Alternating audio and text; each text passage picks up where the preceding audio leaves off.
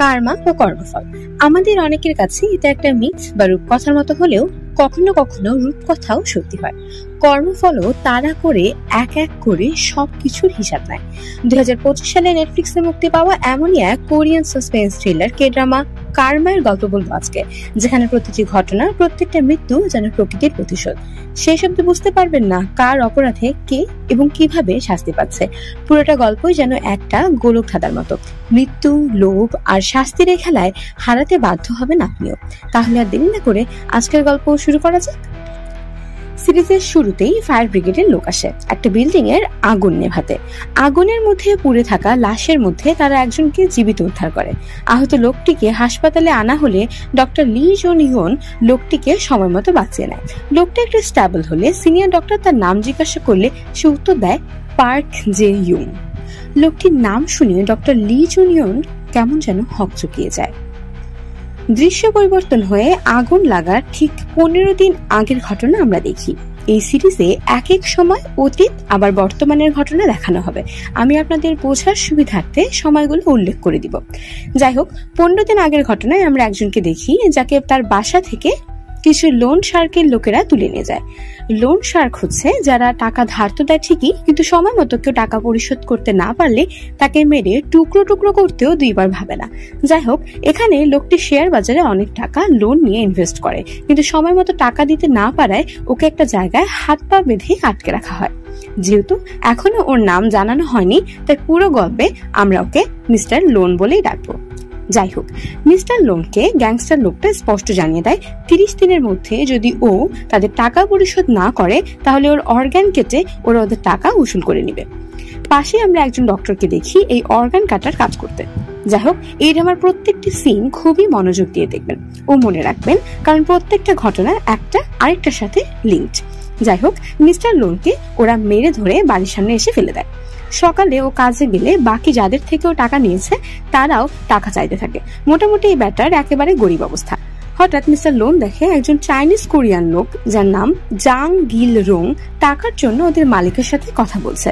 কথা কাটাকাটির এক পর্যায়ে লোকটা ওদের মালিককে বাজেভাবে মেরে বসে। মিস্টার লোন কিছু একটা ভেবে ওর হাতের ট্যাটু দেখে ওর খবর বের করতেই জানতে পারে জাং গিল একজন চাইনিজ কুখ্যাত গ্যাং এর সদস্য। এর মধ্যেই ওর কাছে ওর বাবার নম্বর থেকে ফোন আসলে ও জানতে পারে ওর বাবার অ্যাক্সিডেন্ট হয়েছে। বাবার শরীরের খবর নেবে কি, ও সোজা যার গাড়িতে অ্যাক্সিডেন্ট হয়েছে তাকে টাকার জন্য ব্ল্যাকমেল করতে থাকে। লোকটা না পেরে মিস্টার লোনকে কিছু টাকা দেয়। মিস্টার লোন ওর বাবাকে এই টাকার কথা বললে নিজে নিতে গেলে ওর বাবা নিজেই টাকা ওকে দেয় না, বরং বলে তোমার অন্তত এখন একটু রেসপন্সিবল হওয়া উচিত।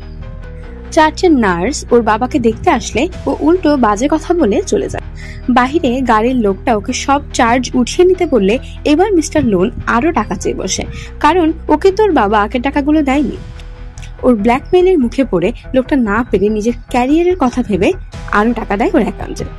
বাসায় এসে মিস্টার লোন ওর বাবার সব টাকা জিনিসপত্র চুরি করতে থাকে যাতে এই লোন সারকে টাকাটাও শোধ করতে পারে। কিন্তু ড্রয়ার খুললে ওর চোখে ওর বাবার জীবন বীমার কাগজটা পড়ে যায়, যার মূল্য প্রায় 200 মিলিয়ন ওন। মিস্টার লোনের মাথায় এবার অন্য বুদ্ধি আসে। রাস্তায় হাঁটতে হাঁটতেও ভাবে যদি ওর বাবা এই অ্যাক্সিডেন্টে মারা যেত তাহলে এই সব টাকাও পেয়ে যেত আর লোনের চিন্তাও করা লাগতো না। মানে কত খারাপ হতে পারে একটা ছেলে। যাই হোক, রাস্তায় হাঁটার সময় কিছু হাই স্কুল বুলিদের সাথেও ঝামেলায় জড়ালে ছেলেগুলো ওকে মেরে ওর সব টাকা পয়সা নিয়ে ওকে রাস্তায় ফেলে চলে যায়। ওর বাবা এই খবর শুনে দৌড়ে ছেলেকে দেখতে আসে, পুলিশের সাথেও ঝামেলায় জড়ায়। আর এই ছেলে মনে মনে বাবার মৃত্যু কামনা করছে। রাতেও খবর নিয়ে সে জাহাঙ্গীরের সাথে দেখা করে ওকে একটা কাজের অফার দেয়। মিস্টার লোন বলে তুমি যদি আমার কাজ করে দাও তোমাকে আমি 20 মিলিয়ন ওন দিব। লোকটা কাজ কি জিজ্ঞাসা করলে মিস্টার লোন বলে আমার বাবাকে মেরে ফেলতে হবে, কিন্তু দেখে যেন মনে হয় অ্যাক্সিডেন্ট, না হলে আমি কিন্তু জীবন বীমার টাকা পাবো না। জাহাঙ্গীর এই অফারে রাজি হয়ে যায়, কারণ ওর ছেলের চিকিৎসার জন্য ওর টাকার প্রয়োজন। ওরা যে ডেট ফিক্সড করে ওর বাবাকে মারার জন্য, সেই রাতে মিস্টার লোন ইচ্ছা করে বিভিন্ন জায়গায় সময় কাটাতে থাকে যাতে ওর বাবার মৃত্যুর খবরে কেউ ওকে সন্দেহ করতে না পারে। কিন্তু রাত পেরিয়ে গেলেও ওর বাবার মৃত্যুর খবরের কাছে আসে না। মিস্টার লোন এবার চিন্তায় পড়ে যায়। হঠাৎ ওর কাছে পুলিশ স্টেশন থেকে ওর বাবার মৃত্যুর খবর আসে। ওয়াশরুমে বসে কতক্ষণ কান্নার প্র্যাকটিস করে ও পুলিশদের সামনে কান্নার অভিনয় করতে থাকে। কিন্তু এমন সময় সেই নার্স মহিলাটি এসে জানায় গত রাতে তিনি অ্যাক্সিডেন্টে নিজের চোখে হতে দেখেছেন, আর এটাকেও ইচ্ছা করে করেছে, কারণ গাড়ি থেকে বের হয়ে ওরা আবার চেক করছিল যে মিস্টার লোনের বাবা মারা গিয়েছে কিনা। পুরো ঘটনাটি খুনের দিকে এগোলে মিস্টার লোন টাকা পাবে না এই ভয়ে পুলিশ থেকে এটা বলতে থাকে যে এটা অ্যাক্সিডেন্টই হবে, আমার বাবার তো কারোর সাথে সমস্যা ছিল না। তখন পুলিশ লোকে জানায় ওর বাবার লাশ কোনো অ্যাক্সিডেন্ট স্পটে তো পাওয়া যায়নি, বরং একটা হিলে মাটিতে পোতা অবস্থায় পাওয়া গিয়েছে, যা থেকে বোঝা যায় এটা কোনো সাধারণ অ্যাক্সিডেন্ট না। মিস্টার লোন এবার হতভম্ব হয়ে যায়, কারণ ডিল অনুযায়ী এমন তো হওয়ার কথা ছিল না। এপিসোড 1 এখানে শেষ। এপিসোড 2 এর শুরুতে আমরা দেখি একটা মেয়ে পাহাড়ে হাইকিং করতে এসে মিস্টার লোনের বাবার লাশটা পায়, আর এভাবেই পুলিশেরা এই লাশের ব্যাপারে জানতে পেরেছিল। সিন পরিবর্তন হলে আমরা লাশ পাওয়ার আগের ঘটনা দেখি। একটা কাপলকে দেখি যারা রেস্টুরেন্ট থেকে একটা হোটেলে সময় কাটাতে যায়। মাঝরাতে মেয়েটার কাছে ওর বন্ধুর বাবার মৃত্যুর খবর আসলে ওরা গাড়ি নিয়ে বেরিয়ে পড়ে, কিন্তু রাস্তায় অন্যমনস্ক হয়ে গেলে ওদের গাড়িতে একজনের অ্যাক্সিডেন্ট হয়, আর লোকটা অন্য কেউ না, বরং মিস্টার লোনের বাবা। অ্যাক্সিডেন্ট দেখে গাড়ির লোকটা ভয় পেয়ে যায়। একই সময় রাস্তায় আরেকটা গাড়ি এসে ওদেরকে দেখে গাড়ি থেকে জিজ্ঞাসা করে কোনো সমস্যা বা অ্যাক্সিডেন্ট হয়েছে কিনা। লোকটা না জানালে ওরাও গাড়ি নিয়ে এগিয়ে যায়, কিন্তু এখানে এই নতুন গাড়িতে থাকা দুইজন একজন আরেকজনকে জিজ্ঞাসা করে যে সে ছবি তুলেছে কিনা। এরা এখানে কার ছবি তোলার কথা বলছে বা কেনই বা বলছে এটা আমরা পরে জানতে পারবো। যাই হোক, এই গাড়ির লোকদের বিদায় করে এবারে কাপল ডেড বডি লুকানোর চেষ্টা করে, কিন্তু ওরা দেখে রাস্তায় আরেকজন ওদের দেখে ফেলেছে। ক্যারেক্টার গুলো একটু গুলিয়ে ফেলার সম্ভাবনা আছে, কারণ এখানে অনেকগুলো ক্যারেক্টার এবং কোনো নাম ছাড়াই বলা হয়েছে, কাজেই আমি নিজে থেকে এদের কিছু নাম দিচ্ছি। যেমন এই কাপলের লোকটাকে আমি মিস্টার হাবু, মহিলাটিকে মিস চিকনি, আর এই নতুন লোকটাকে মিস্টার চতুর নাম দিলাম। যাই হোক, মিস্টার হাবু মিস্টার চতুরকে আটকাতে গেলে বেচারা চতুরও আঘাত পেয়ে জ্ঞান হারায়।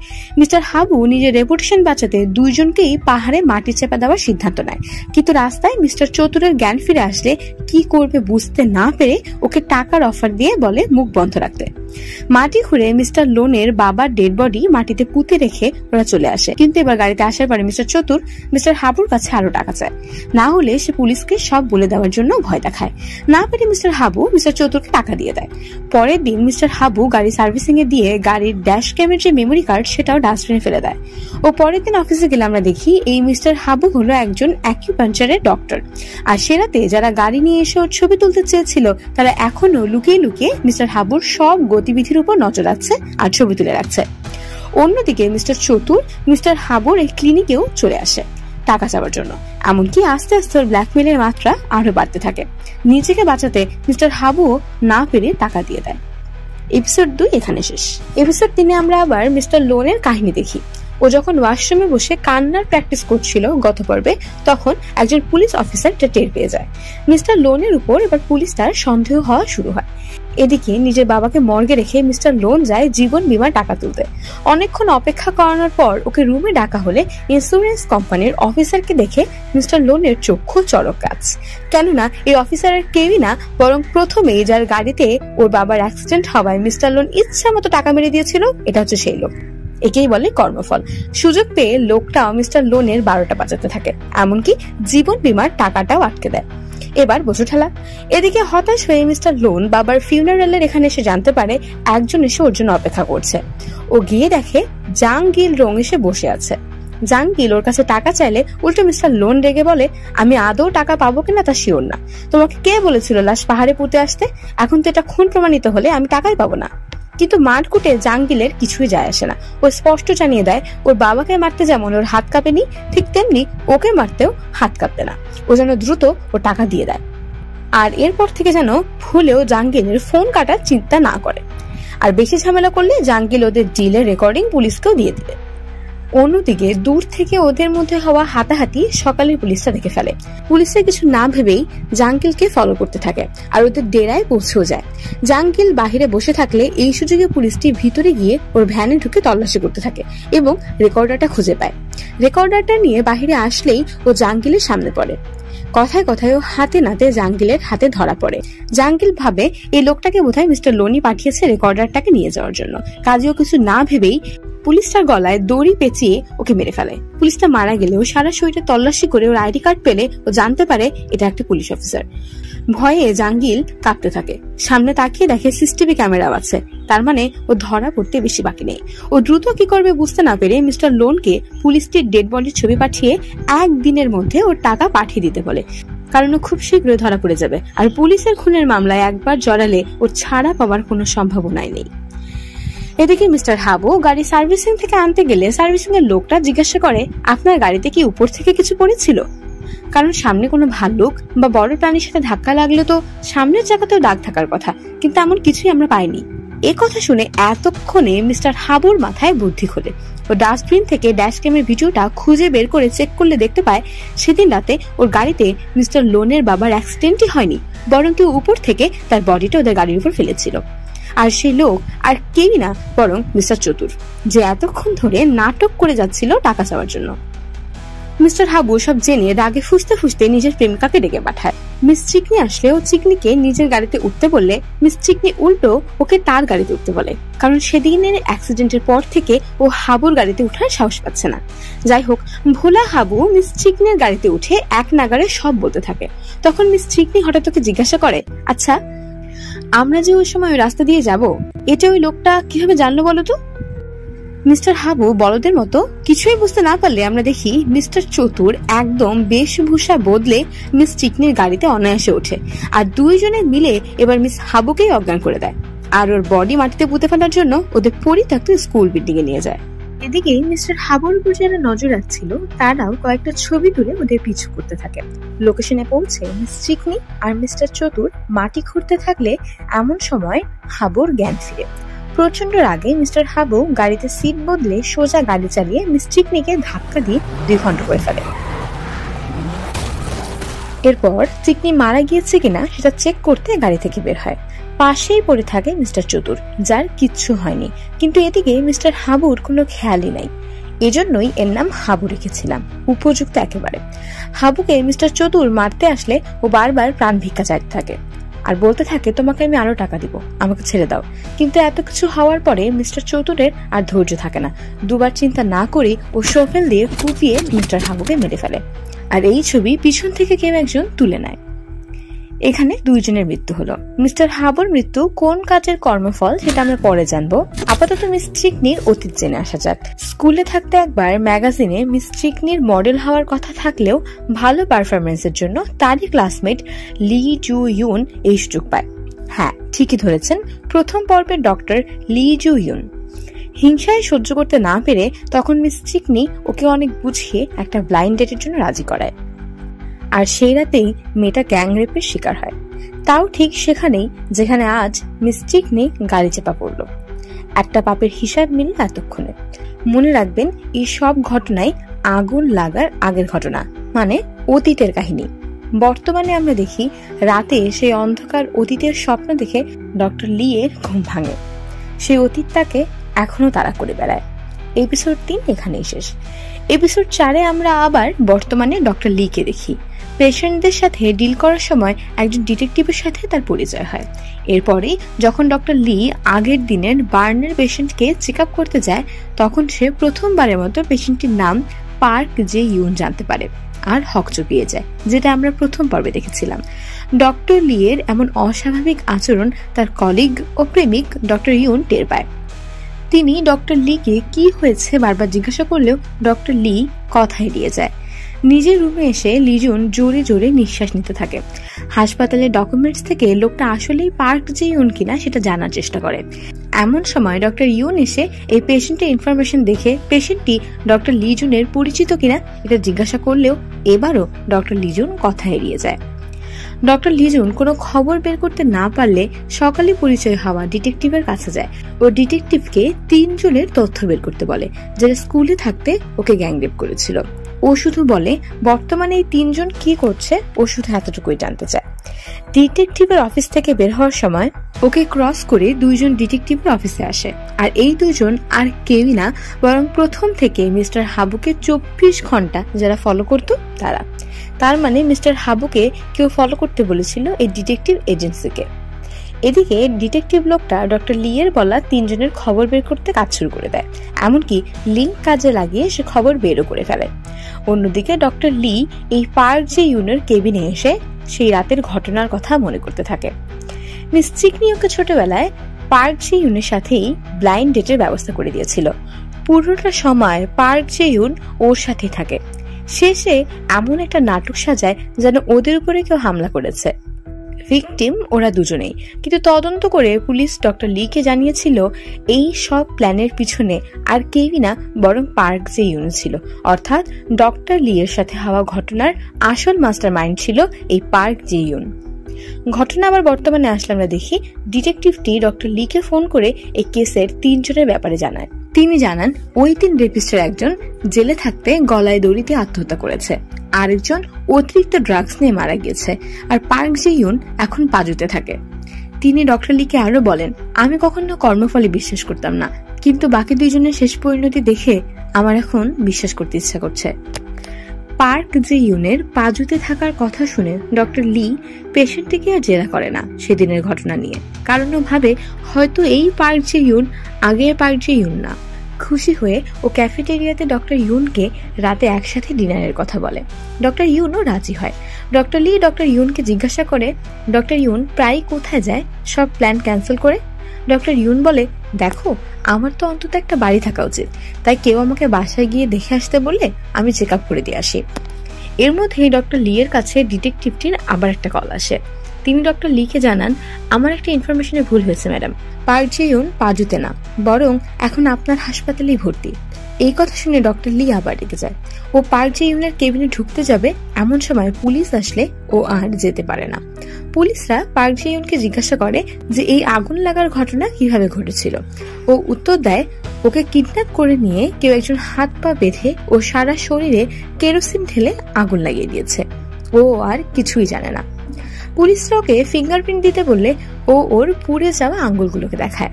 আপনারা যদি ভালোভাবে ওর চেহারা লক্ষ্য করেন তাহলে দেখবেন এটা আর কেউই না বরং আমাদের অতিরিক্ত চালাক মিস্টার চতুর। অর্থাৎ আগুন লাগার আগে যে মানুষটা মিস্টার হাবুকে খুন করেছিল সে। একদিনের মধ্যেই মিস্টার চতুর ডিসচার্জ নিয়ে হাসপাতাল থেকে চলে যেতে গেলে ডক্টর লি এসে ওর পথ আটকায়।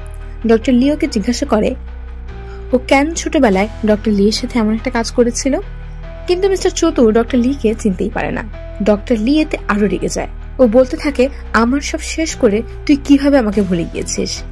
মিস্টার চতুর কিছুই বুঝতে পারে না। ডক্টর লিকে পাত্তা না দিয়ে ও সোজা বের হয়ে আসে আর ট্যাক্সিতে উঠে চলে যায়। এপিসোড 4 এখানে শেষ। এপিসোড 5 এর শুরুতে আমরা দেখি মিস্টার চতুর বা বর্তমানের পার্ক জে ইউন কাশতে থাকে আর একা একা বলতে থাকে এই পাগল ডাক্তারের কি সমস্যা, ওর কি আদৌ আন্দাজ আছে এই পরিস্থিতিতে আসতে আমাকে কি কি করতে হয়েছে। দৃশ্য আবার অতীতে মিস্টার হাবু আর মিস চিকনির মৃত্যু রাতে যায়। সেটাতে মিস্টার চতুর মিস্টার হাবু আর চিকনির ডেড বডি মাটিতে পুঁতে রেখে হাবুর জ্যাকেট পরে আর চিকনির গাড়ি নিয়ে চলে আসে। পরের সিনে আমরা সেই ডিটেকটিভ লোকটিকে একজন প্রেগনেন্ট মহিলার সাথে ফোনে কথা বলতে দেখি। মহিলাটি বারবার জিজ্ঞাসা করে তারা কোনো প্রমাণ পেয়েছে কিনা। ডিটেকটিভটি জানায়, আমরা ইতিমধ্যে এনাফ প্রমাণ জোগাড় করেছি, কিন্তু পুরো শিওর না হয়ে আমি আপনাকে জানাতে পারছি না। ওরা কিছুক্ষণের মধ্যেই ছবি নিয়ে আসবে। মহিলাটি ডিটেকটিভের কথা শুনে ফোন রেখে রুমে আসলে তার রুমে আমরা মিস্টার হাবুর সাথে মহিলাটির বিয়ের ছবি দেখতে পাই। অর্থাৎ মিস্টার হাবু তার প্রেগনেন্ট ওয়াইফকে চিট করছিল আর এর প্রমাণ জোগাড় করতেই মহিলাটি ডিটেকটিভ হায়ার করেছিল, যারা এতদিন ধরে মিস্টার হাবুর গতিবিধির উপর নজর রাখত। আর হাবুর এই পাপের শাস্তি সেদিন মিস্টার হাবু পেয়েছিল। এদিকে ডিটেকটিভ ফোন রাখার সাথে সাথেই তার এমপ্লয়িরা অফিসে আসে। ডিটেকটিভকে মিস্টার হাবুর খুন হওয়ার ছবি দেখালে তিনি হতভম্ব হয়ে যান। এর পরের দৃশ্যে আগুন লাগার কয়েক ঘন্টা আগের ছবি দেখানো হয়। জাঙ্গিল আবার টাকার জন্য মিস্টার লোনকে ফোন দিলে মিস্টার লোন ওকে জানায় যে আজকেই ও ওর পাওনা সব টাকা দিয়ে দিবে। ফোন রাখার পরে আমরা দেখি মিস্টার লোন ব্যাগের ভিতর হাতুড়ি সহ মারার জিনিসপত্র গোছাতে থাকে, যার অর্থ ও এবার জাঙ্গিলকেই মারার প্ল্যান করছে। রাতে জাঙ্গিল রাস্তায় বের হলে মিস্টার চতুর এসে জাঙ্গিলের সাথে দেখা করে। 1 মিনিট, মিস্টার চতুর জাঙ্গিলকে কিভাবে চেনে? তাই তো, এই প্রশ্নের উত্তর আমরা পাবো অতীতে।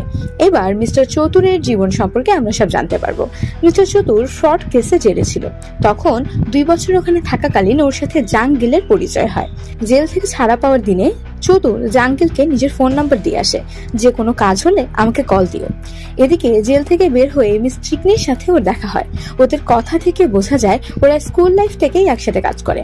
মেয়েটা প্রেমের জালে বিভিন্ন ধনীদেরকে ফাঁসায় আর মিস্টার চতুর এসে একইভাবে নাটক করে ব্ল্যাকমেল করে মানুষগুলোর থেকে টাকা হাতিয়ে নেয়। মিস্টার হাবু ওদের এমনই একটা শিকার ছিল। যে রাতে চিকনি হাবুকে ফাঁসায় ওই রাতেই জাঙ্গিল মিস্টার চতুরকে ফোন করে মিস্টার লোনের কাজটার কথা বলে।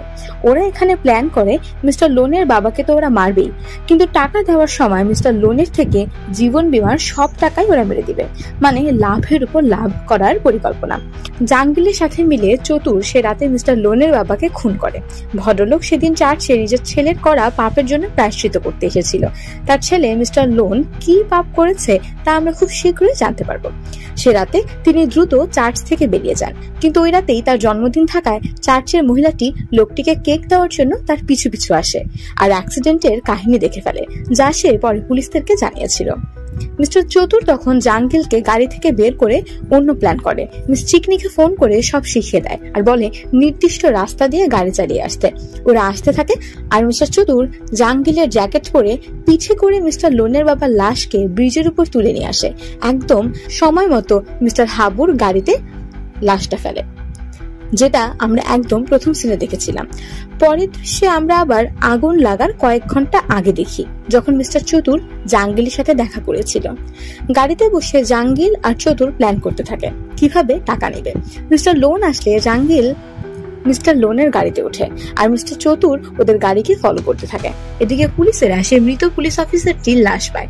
সিসিটিভি ক্যামেরা চেক করে জাঙ্গিলের চেহারা দেখা গেলে তারা জাঙ্গিলকে ওয়ান্টেড লিস্টে নাম দিয়ে প্রত্যেকটা গাড়ি তল্লাশি করে ওকে খুঁজতে থাকে। মিস্টার লোন জাঙ্গিলকে বাঁচিয়ে দিলেও ওদিকে মিস্টার চতুরকে পুলিশ ফলো করতে থাকে, কারণ হাবুকে খুন করার ছবি ইতিমধ্যে পুলিশ পেয়ে গিয়েছে। অন্যদিকে মিস্টার লোন জাঙ্গিলকে নিয়ে সেই পুরোনো বিল্ডিং এ নিয়ে আসে, যেখানে কিছুক্ষণ পরে আগুন লাগবে। মিস্টার লোন জাঙ্গিলকে টাকা না দিয়ে মারতে গেলে উল্টো জাঙ্গিলের সাথেও পেরে ওঠে না। জাঙ্গিল রেগে ওকে বিল্ডিং এর ভিতরে নিয়ে হাত পা বেঁধে আটকে রাখে। এর মধ্যেই মিস্টার চতুর এসে ওই বিল্ডিং এ পৌঁছায়। ফোনে খবর দেখেও জানতে পারে পুলিশরা ওকে খুঁজছে, ওর বাঁচার সব রাস্তা বন্ধ। এমন সময় সামনে মিস্টার লোনকে বাধা দেখে ওর মাথায় অন্য বুদ্ধি আসে। ও খেয়াল করে মিস্টার লোনের হাইট, বডি বিল্ড খানিকটা ওর মতোই। কিছু একটা ভেবে ও কোনো কথা না বলেই সোজা জাঙ্গিলের গলায় ছুরি বসিয়ে দেয়। জাঙ্গিলের মতো আমরা বুঝতে পারি না এই কাজ মিস্টার চতুর কেন করলো। এরপরে চতুর মিস্টার লোনের কাছে আসলে মিস্টার লোন ওকে বারবার ছেড়ে দেওয়ার জন্য অনুরোধ করতে থাকে। তখন মিস্টার চতুর হেসে বলে, তোমার চিন্তা করা লাগবে না, আমি তো তুমি, আজ থেকে আমি তুমি, আমি পার্ক জে ইউন। পাশেই আমরা মিস্টার লোনের আইডি কার্ড দেখি, যেখানে নাম লেখা পার্ক জে ইউন। এরপরে কথা না বাড়িয়ে মিস্টার লোনকে নিজের মতো করে সাজিয়ে ও মিস্টার লোন অর্থাৎ আসল পার্ক জে ইউনের শরীরে কেরোসিন ঢেলে দিয়ে আগুন লাগিয়ে দেয়। কিন্তু পাপকে তো বাপও ছাড়ে না। বেরিয়ে আসার সময় অ্যাক্সিডেন্টালি পড়ে যাওয়ায় ওর নিজের শরীরেও আগুন লেগে যায়। আর পুলিশের হাত থেকে বাঁচতে ও সেদিন নিজের নাম পার্ক জে ইউন বলে। এপিসোড 5 এখানেই শেষ। এপিসোড 6 বর্তমানের দৃশ্য দিয়ে শুরু হয়। আগুনের কথা মনে করে ভয়ে মিস্টার চতুরের ঘুম ভাঙে ও পার্ক জে ইউন অর্থাৎ মিস্টার লোনের বাসায় এসে থাকা শুরু করে। এদিকে ডক্টর লি এর অস্বাভাবিক আচরণ দেখে ডক্টর ইউন আবারও পার্ক জে ইউনের কথা জিজ্ঞাসা করলে এবারও ডক্টর লি ইউনকে কিছুই জানায় না। এদিকে ডক্টর লি একটা ওষুধ বের করে ডিটেকটিভকে ফোন দিয়ে রিকোয়েস্ট করে যাতে চতুরের ওষুধের সাথে এই ওষুধটা তিনি বদলে দেন। ডিটেকটিভও তাই করে। এর মধ্যে চতুরের কাছে ফোন আসে মৃত্যুর আগে সব টাকা চার্চে ডোনেট করে গিয়েছে, কাজে ইন্স্যুরেন্সের কোনো টাকাই মিস্টার চতুর পাবে না। এই কথা শুনে আগে ফুসতে ফুসতে মিস্টার চতুর চার্চে যায়, কিন্তু এর মধ্যে ভুল ওষুধ নেওয়ার কারণে মিস্টার চতুরের অবস্থা খারাপ হতে থাকে। ঠিক যেখানে ও মিস্টার লোনের বাবাকে গাড়ি চাপা দিয়েছিল সেখানে দাঁড়িয়ে ও হঠাৎ সে রাতের কথা মনে করে হাসতে থাকে, কিন্তু আস্তে আস্তে ওর শরীর আরো খারাপ হতে থাকলে ও রাস্তায় পড়ে যায়। ডক্টর লি এই সুযোগে এগিয়ে আসে মিস্টার চতুরকে মারার জন্য, কিন্তু ডক্টর ইউন ঠিক সময় মতো সেখানে এসে ডক্টর লি কে থামিয়ে দেয়। ডক্টর লি থামতে না চাইলে ইউন বলে, আমি সব জানি, আমি খবর নিয়ে জেনেছি তোমার সাথেও কত খারাপ কাজ করেছে, কিন্তু তুমি ভাবো আজকে ওকে মারলে তুমি তোমার সব কিছু হারিয়ে ফেলবে। ওর মতো একটা জানোয়ারের জন্য নিজেকে শেষ করে দিও না লিজন। ডক্টর লি স্ক্যালপেলটা ফেলে দিয়ে খালি হাতে চতুরকে ইচ্ছা মতো কয়েকবার মেরে ডক্টর ইউনের সাথে চলে আসে। গাড়িতে ডক্টর ইউনের কাছে আবার একটা অপারেশনের জন্য কল আসলে ডক্টর লি ওকে জোর করায় ডক্টর ইউন ডক্টর লিকে হাসপাতালে ড্রপ করেই নিজের কাজে চলে যায়। এদিকে মিস্টার চতুর মার খেয়ে বাসায় এসে ইউনের সবকিছু গুছাতে থাকে। একটা বুক শেলফে সেই পুরনো ম্যাগাজিন যেখানে ডক্টর লি মডেল হয়েছিল সেটা ওর হাতে পড়ে। আর এবার আমরা ডক্টর লি এর রেপ কেসে ডক্টর চতুরের ভূমিকা জানতে পারি। অতীতের দৃশ্যে আমরা দেখি মিস চিকনি স্কুলে থাকাকালীন মিস্টার চতুরের প্রেমিকা ছিল। মিস চিকনি ছোট লিকে শায়েস্তা করতে চাইলে তখন এই চতুরী চিকনিকে আইডিয়া দিয়েছিল যাতে লিজন ওই রেপের শিকার হয় আর পুরো জীবনের জন্য দমে যায়। অতীতের কথা মনে করে চতুর শয়তানি একটা হাসি হাসে। একটা ফোন আসলে পুলিশ ওকে সন্দেহ করছে বুঝতে পেরে ও দ্রুত ব্যাগ গুছিয়ে মিস্টার লোনের বাড়ি থেকে বেরিয়ে যায়। আর পুলিশেরা এদিকে বাসায় এসে ওকে না পেয়ে ও ডিএনএ টেস্ট করার জন্য স্যাম্পল কালেক্ট করে নিয়ে যায়। বাস স্ট্যান্ডে মিস্টার চতুর বাসের অপেক্ষায় বসে থাকলে মিস্টার লোনের ফোনে সেই লোনের টাকা শোধ করার শেষ দিনের অ্যালার্ম বেজে ওঠে। মিস্টার চতুর্থ লোনের ব্যাপারে কিছুই জানে না, এজন্য ও পাত্তা না দিয়েই অ্যালার্মটা কেটে দেয়। কিন্তু ঠিক সেই সময় একটা গাড়ি থেকে অজ্ঞাত কয়েকজন নেমে এসে ওকে গাড়িতে হাত পা বেঁধে তুলে নিয়ে যায়। বুঝতে বাকি থাকে না ওকে পার্ক যে ইউন ওরফে মিস্টার লোন মনে করে ধরিয়ে নিয়ে গেছে। এদিকে সব থেকে বড় টুইস্ট আসে তখনই যখন আমরা দেখি ডক্টর ইউন পেশেন্ট দেখার নাম করে এই লোন শার্কের এখানেই অর্গান কাটার কাজ করে। লোন শার্কের লোকটি ডক্টর ইউনকে আরো কয়েকদিন কাজ করতে বললে ডক্টর ইউন জানায় এতদিন তার পড়াশোনার খরচ আর বিয়ের টাকা জমানোর জন্যই সে এই কাজটা করেছে, কিন্তু সব টাকা শোধ হয়ে যাওয়ায় সে এখন আর এই কাজ করবে না। এ সময় ডক্টর লি ওকে ফোন করে বলতে থাকে আজকে তুমি না থাকলে আমি ওকে মেরেই ফেলতাম, ওকে বারবার কুপিয়ে ওর গলা কেটে আমি ওকে মেরে ফেলতাম। ডক্টর লি এর কান্নার শব্দ শুনে ডক্টর ইউনো ইমোশনাল হয়ে যায়। ডক্টর লিকে ঘুমাতে বলে ও অপারেশন করতে গিয়ে টেবিলে মিস্টার চতুরকে বাঁধা অবস্থায় দেখে। ব্যাস, নিয়তির চক্র ওকে ঘুরিয়ে ঠিকই ডক্টর ইউনের সামনে নিয়ে এসে ফেলেছে। ডক্টর ইউন জীবনে প্রথমবারের মতো নিজের মাস্ক খুলে চতুরকে নিজের চেহারা দেখিয়ে দেয় আর বলে আমি যখন তোর কথা প্রথমবার জেনেছিলাম তখনই তোকে কিভাবে কাটবো প্ল্যান করে ফেলেছিলাম। চতুর বারবার বলতে থাকে আমি পার্ক জে ইউন না, বিশ্বাস করুন ডাক্তার আমি পার্ক জে ইউন না। কিন্তু কে শুনে কার কথা? সব থেকে ভয়ঙ্কর মৃত্যু হয় মিস্টার চতুরের। অতিরিক্ত চালাকি করতে গিয়ে নিজের হাতে নিজের সব থেকে বড় সর্বনাশ করেছে মিস্টার চতুর সাহেব।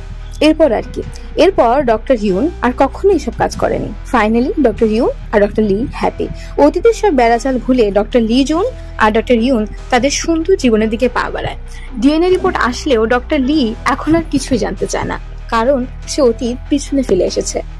আর তার সাথে হওয়া অন্যায়ের শাস্তি প্রত্যেকটা অপরাধী এক এক করে পেয়েছে কর্মফল বা কার্মার রূপে। ব্যাস, আজকের গল্প এই পর্যন্ত। কেমন লেগেছে আজকের গল্প? সিরিজটা দেখে আমার বারবার মনে হয়েছিল যদি এভাবেই সব রেপিস্টরা আজ সাজা পেত তাহলে আমাদের সমাজের চিত্র হয়তো অন্যরকমই হতো। আজকের জন্য এই পর্যন্তই। শীঘ্রই দেখা হবে অন্য কোনো সিরিজ বা মুভিতে। Till then, happy watching. Bye bye everyone.